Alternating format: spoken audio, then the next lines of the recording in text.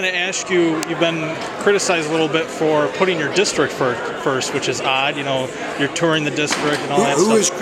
If anyone wants to criticize me for putting my district first, great. The more criticism like that, the better. I defended you because there was a couple of reporters who wanted to ask you Gillibrand questions, and you said, I'm putting my district first, period. That's correct. And you've always done that. Yes. Talk a little bit about, you tour your district and why exactly you do put your district first. Well, 6 or 7 events a day. The goal is to get out and talk to everyone, but especially those people who disagree with me. My job is to represent the district. That's the job description.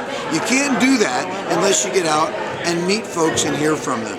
So we spend a great deal of time at town hall meetings, at house parties, at events like this today, large groups and small groups, getting input and hearing what's on people's minds and then taking that message to Washington. This job is not about bringing Washington and forcing those laws down on the people of the district. It's about making sure that what's important here is heard there. So maybe I have a different model.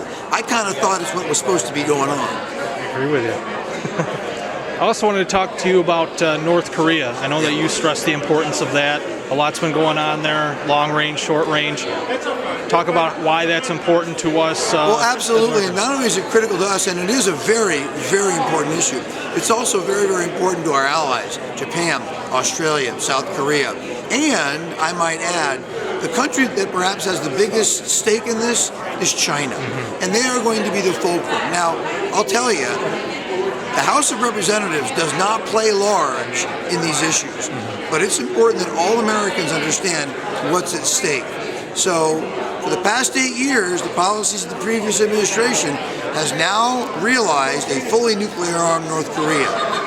We got to pick up the ball and fix this problem. And it's going to be through focused international activity, carrots and sticks, and very, very plain talk.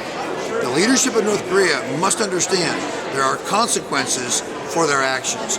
And this is the message from the Secretary of State and the President of the United States. Great. Last question for you. Talk a little bit about your work on the Ag Committee and why that's important to the district and Western New York. I've fought very hard to get on the Agricultural Committee. And if I had not gotten on it, people would have been very concerned, and it wasn't easy to do.